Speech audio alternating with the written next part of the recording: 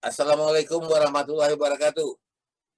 Waalaikumsalam Waalaikumsalam. warahmatullahi wabarakatuh. Waduh, bersama aku pagi ini ada Pak Iman Mulia Rosidi dengan dengan istrinya, dengan Nyonya. Uci nama lengkap apa sih? Saya Suci, orang taunya Suci Kadarsih, jadi biar lebih familiar aja. Gitu.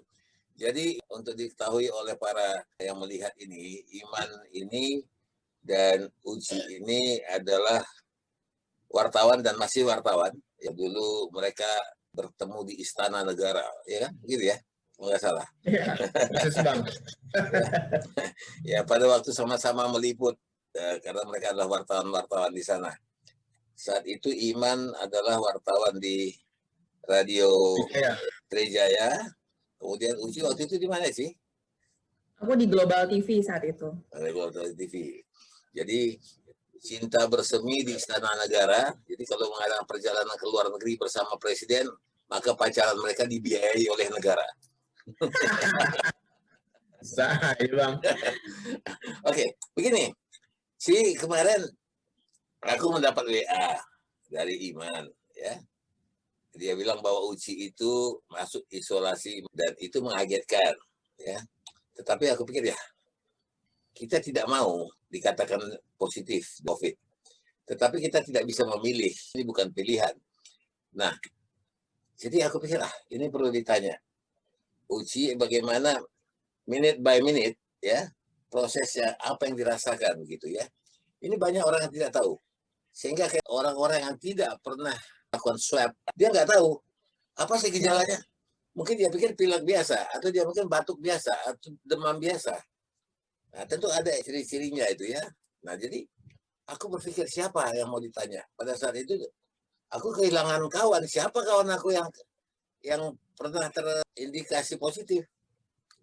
Tetapi ketika aku jumpa ada berapa orang, dia nggak mau. Janganlah, katanya. Aku nggak ngerti alasannya apa. Tetapi secara tidak jelas ada kesan mereka ini harus menyembunyikan kepositifan mereka terhadap COVID. Jangan diumbar. Kenapa? Aku jadi mikir, kan ini COVID ini kan bukan penyakit yang memalukan. Bukan penyakit yang kayak AIDS atau dan lain-lain. Kan begitu. Ya kenapa harus disembunyikan gitu? Mungkin yang dikhawatirkan mungkin tindakan yang diambil oleh kantor atau masyarakat yang mulai menjauh. Nah, ini bukan kemauan kita, ini bukan karena dosa kita lakukan. Ini memang semua orang bisa kena di seluruh dunia. Nah, jadi aku ingin tahu nih, aku ingin tahu ya Uci ini pertama dirasa tuh apa pada hari pertama sampai tahu bahwa Uci itu dites dulu, apakah ada perasaan dulu baru dites? Gimana Ci? Iya, jadi sebenarnya aku ini dari awal pandemi pada saat di Cina itu ya, aku udah concern sama COVID gitu. Jadi apalagi aku kan kerjanya di sebuah lembaga kemanusiaan, Bang. Jadi memang informasi paparan informasi soal saat itu kan namanya masih Wuhan SARS-CoV namanya. Jadi aku paham banget gitu ya. Jadi aku udah tahu gitu gimana. Jadi dari ketika itu masuk ke Indonesia gitu kan di bulan Maret, aku tuh adalah salah satu orang yang ketat dalam menjalankan protokol kesehatan. Jadi aku harus apa tuh benar-benar aku tahu gitu kan. Misalnya harus sampai rumah harus mandi, mengganti bajunya langsung taruh di mesin cuci itu udah aku lakukan dari bulan Maret. Bahkan kalau misalnya belanja bulanan sama Mas Iman misalnya ya, kami pakai sarung tangan plastik yang buat kue itu untuk ngambil barang-barang sampai rumah, barangnya dilap-lap atau disemprot-semprot pakai tisu basah yang ada benzalkonium chloride gitu. Jadi benar-benar harus spesifik cairan itu gitu. Emang agak-agak capek, memang berarti kan udah 8 bulan ya saat aku terpapar, 9 bulan lah gitu. Nah, orang-orang tuh tahu Bang kalau misalnya aku masuk kantor, disemprot-semprot, dan kantor aku tuh cukup ketat dalam melaksanakan protokol kesehatan. Kami ada FH shifting gitu kan, nggak tiap hari masuk gitu kan, masuk kantor juga didaftar, harus daftar dulu, terus dicek suhunya gitu kan, kalau misalnya sakit tidak boleh masuk, kayak gitu ada peraturan yang ketat banget. Jadi kantor aku kan memang menjalankan protokol kesehatan dengan ketat gitu, dan sebelum aku merasakan gejala, jadi aku bilangnya ini gejala ya Bang dari awal. Jadi sebelum aku merasakan gejala itu aku melaksanakan protokol kesehatan dengan benar di kantor gitu, dan di kantor tidak ada yang positif saat aku beberapa hari sebelum bergejala. Nah, tapi memang ada kalau aku sih mikirnya aku meeting ya di luar kantor gitu, di satu padahal ini aku udah, pokoknya kalau diajakin meeting itu pasti aku bakal bilang tolong di outdoor, aku bilang gitu. Lalu orangnya nggak boleh banyak-banyak, itu biasanya aku akan ngasih kayak begitu tuh. Nah, kami cuma meeting bertiga gitu, outdoor gitu. Nah, itu adalah momen satu-satunya aku lepas masker saat makan gitu. Jadi aku mungkin ya, aku nggak tahu apakah tertular dari orang sekitar, padahal itu outdoor gitu. Oh, bisa jadi di mananya aku juga nggak tahu kenanya di mana gitu. Jadi tapi aku berpikir satu-satunya aku buka masker adalah saat makan di di outdoor itu gitu. Nah, itu adalah kami cuma 1 minggu. Itu adalah 4 hari sebelum aku bergejala. Jadi 4 hari kemudian aku meriang. Itu demam ya? Ya, meriang dulu Bang. Meriang dulu, terus sorenya baru merasa demam. Itu aku berpikir kan, ini adalah aku tuh kalau sakit nggak pernah demam Bang. Terakhir aku demam itu 5 tahun lalu. Aku ingat banget soalnya. Aku soalnya kalau sakit nggak pernah demam tinggi gitu. Aku berpikir ini kayaknya ada yang aneh dengan tubuh saya gitu kan. Meriang yang dimaksudkan oleh Uci tadi, apakah napas terasa panas? Belum Bang. Jadi ini aku meriang dulu. Awal gejalanya adalah meriang dulu. Meriang, malamnya demam. Aku sampai tidur pakai jaket, pakai kaos kaki, selimutan. Terus habis itu suhu AC aku gedein, tinggiin gitu ya. Terus aku berpikir karena ini aneh dan aku ngerasa kok badanku anget ya gitu kan. Aku bilang sama Mas Iman, ya termometer ada di mana tuh termometer gitu kan. Itu pertama kalinya aku nyari termometer buat diri aku sendiri. Biasanya kan buat anak-anak gitu ya. Terus diukur lah Bang pas hari Senin pagi, itu kan hari Minggu gejalanya. Jadi tanggal 15 November aku mulai bergejala, meriang, demam. Tanggal 16 November aku suhu badan aku. Itu pas suhu itu 38,2. Itu demam karena nggak pernah suhunya seperti itu gitu. Makanya pas aku lihat 38 gitu kan. Saat itu juga aku langsung berpikir, wah ini gue kena tipes nih gitu. Aku mikir kayak gitu. Ya. Nggak ada batuk Bang, nggak ada batuk, nggak ada pilek kayak gitu. Pokoknya badanku kayak sakit kayak tipes Bang gitu. Jadi pegel gitu kayak gini gitu.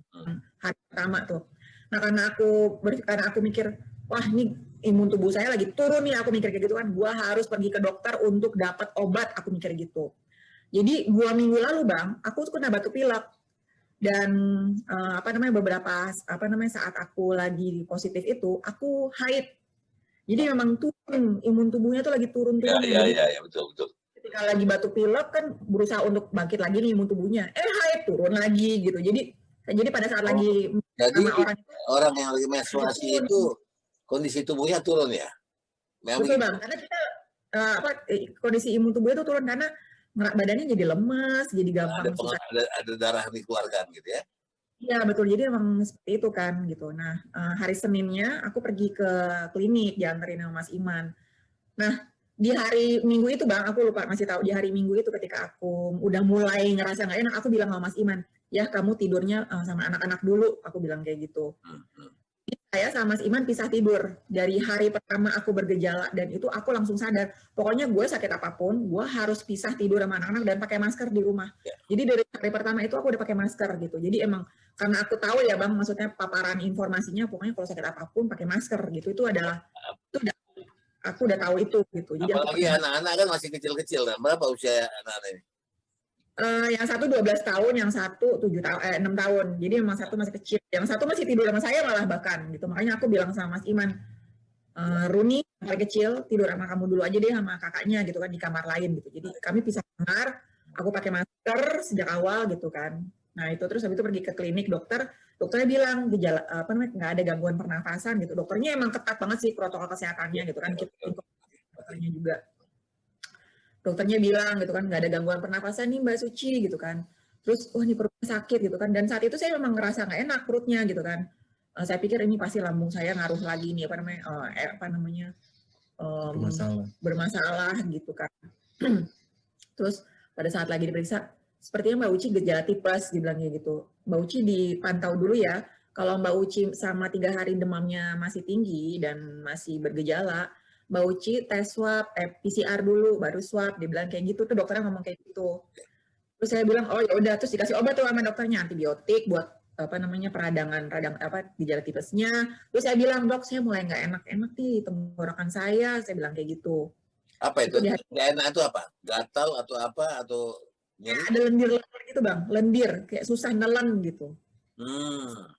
Rasa ini kayak gejala tipes karena saya kan istilahnya saya pernah kena gejala tipes berkali-kali dulu ya zaman dulu gitu. Jadi saya tahu gitu kalau ini kayaknya gejala tipes nih soalnya badan rasanya tuh kayak gejala tipes banget gitu rasanya. Gampang meriang malam-malam gitu kan kayak gitu kan gejala tipes. Nah setelah dikasih obat itu saya aus mulu bang. Itu 2 hari itu saya bilang sama Mas Iwan ya minta minum. Jadi terus tuh kerjaannya dia itu. Jadi itu gejala juga ya, merasa haus. Iya, selalu haus itu gejala. Betul, salah satu gejala juga. Terus pulang kan dikasih obat kan, saya minum obat gitu kan. Nah setelah minum itu saya mulai mereda nih sakitnya. Jadi demamnya turun, jadi demam itu cuma 1 hari doang. Demam turun, terus badan udah mulai enakan gitu kan. Saya dikasih obat lambung juga biar buat makan. Ya. Nah, itu hari Senin. Hari Selasa mulai muncul mual. Kan demam turun, hilang tuh bang. Tapi hari Selasa mulai muncul mual. Oh, rasa mual. Oke. Mual. Di hari ketiga tuh mulai muncul mual. Terus badannya makin lemes gitu kayak ada yang saya mikirkan namanya juga gejala tipes kan bakteri harus dilawan sama tubuh gitu kan. Tapi saya nggak bisa makan, jadi saya nggak nafsu makan gitu. Nggak bisa makan apa-apa, makan tuh nggak enak aja rasanya gitu. Maunya minum aja gitu kan, maunya yang seger-seger kayak buah atau jus, maunya kayak gitu. Terus hari keempat itu hari itu Selasa Rabu. Nah itu hari sama juga, jadi masih mual. Jadi selama 2 hari itu saya mual muntah. Nah di hari itu dari 15 November ya. Terus di hari keempat itu saya mulai muntah parah. Hari Kamis tuh. Muntah. Nah muntah parah ya muntah. Alasannya muntah rasa mual tadi. Iya, karena mual itu ya. Saya pikir itu karena lambung, Bang. Jadi saya pikir itu karena sakit lambung, efek dari asam lambung ya. Dari gejala tipesnya. Karena saya pikir kalau orang gejala tipes itu kayak begitu gitu. Ya. Di hari keempat, saya mual muntah parah. Itu kan udah mulai bisa tidur tuh sama anak-anak. Nah, di hari keempat itu saya bilang sama Mas Iwan, ya kan aku udah mulai lemes banget, Bang. Lemes banget kayak debar-debar gitu kan. Terus ternyata susah gitu. Itu di hari keempat tuh kayak gitu kan. Aduh, ini kenapa nih? Saya pikir, wah ini lambung saya kena banget ya. Karena saya pernah kena lambung ya. Kena lambung kayak gitu. Sesak gitu kan, lemas banget. Wah, badan nggak bisa ngapa-ngapain, Bang. Saya nggak bisa megang handphone pun, saya nggak bisa saat itu. Jadi dari sampai begitu ya? Iya, lemes gitu. Kayak, saya benar-benar nggak bisa megang apapun. Saya nggak bisa ngontak orang, saya bisa macam. Pokoknya saya cuma fokus sama, saya bisa makan, saya bisa itu, saya bisa nafas. Mikir kayak gitu saya. Gimana langsung makan? Nggak ada nafsu makannya, nggak ada, nggak bisa, nggak ada nafsu makannya. Karena saya bilang kayak gitu kan, maghrib saya bilang sama Mas Iman, ya udah deh ke UGD nih ya gitu kan. Aku lemes banget nih, butuh infus. Aku saat itu ngomong kayak gitu, ini gue udah lemes banget nih, gue nggak bisa ngapa-ngapain gitu kan. Dibawalah ke UGD, rumah sakit terdekat gitu. Saat itu aku udah mulai gejala kayak ada bindeng-bindeng, Bang. Jadi kayak sinus gitu. Bindeng. Jadi ada phlegm lah ya, berarti ada lendir. Betul. Ada lendir, ada phlegm, tapi dia tidak keluar, nggak mencair, nggak ingusan gitu, Bang. Aneh banget deh. Saat itu di hari keempat itu udah mulai ada phlegm di dalam hidung gitu. Nah setelah itu saya bilang sama Mas Iman, udah kita ke UGD. Di UGD dokternya bilang, nih kamu stres nih, bilangnya kayak gitu, nih kamu stres nih lambung kamu ini kan, soalnya pas periksa pernafasan nggak ada gangguan pernafasan, Bang, gitu, nggak ada batuk gitu kan. Terus saya bilang, tapi dok saya ini mulai agak-agak ada lendir di dalam sama nggak enak, tenggorokan kayak gitu kayak gitu. Kamu ini lambung kamu nih. Terus saya disuntik buat lambung. Diresepin juga obat buat penenang karena katanya saya stres katanya. Nah, karena saya browsing kan ini nama obatnya, wah gue dikasih obat penenang ya, gue nggak mau lah, aku mikir kayak gitu, ntar gue malah kenapa-napa gitu kan, aku mikir, oh udah aku minum obat Impepsa aja saat itu, jadi obat dokter malah aku nggak minum gitu kan sampai rumah. Nah sampai rumah aku habis disuntik lambung itu, aku ini Bang, mual muntah malah justru parah. Nah, Mas Iman tuh nemenin di kamar. Wah, jadi pada saat itu sebenarnya sudah gejala COVID, Bang. Dia di samping, dia di kamar karena ngeliat aku tidur kan kesian kan. Muntah terus mual. Berapa kali bisa? Dalam 1 jam bisa berapa kali? Berkali-kali kali Bang, bisa 4 kali, 5 kali lah gitu. Dalam 10 1 hari apa dalam 1 jam? 1 jam. Jadi dalam 10 menit itu tuh iya, aku 10 menit itu tuh bisa keluar air. Mual. Air ya, tidak ada ampas makanan, bukan ampas makanan, bukan. Air aja. Karena makanan aku nggak bisa makan, jadi aku udah nggak punya apa-apa gitu di tubuh aku, jadi aku lemes banget gitu, mual, muntah gitu. Terus habis itu aku sediakan ember kan di kamar ini kan kamar isolasi.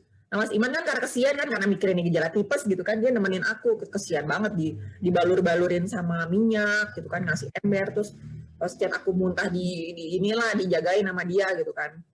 Nah, dia tidurnya di bawah, bukan di atas tempat tidur sama aku gitu. Udah jauh lah misah gitu. Cuman kan aku berpikir ya saat itu ya, ketika aku udah positif, buset, aku kan udah tidur sama dia saat aku lagi naik kayak itu virus gitu kan, tapi ternyata dia negatif gitu. Nah, di hari ke-5 Bang, itu kan udah mual muntah, terus aku ini kan, wah, ini kok abis disuntik, disuntik lambung, tapi kok gue masih mual gitu kan, masih. Emang suntik lambung itu apa riwayat penyakit, apa memang memang ada lambung? Ada. Ya, aku punya sakit asam lambung. Ya, seperti MAH gitu ya, kayak MAH. Iya, betul Bang, aku punya sakit MAH. Jadi emang kalau aku punya gejala MAH, aku langsung ke UGD disuntik, itu biasanya kayak gitu. Habis itu membaik, tapi ini nggak membaik sama sekali gitu. Nah, habis itu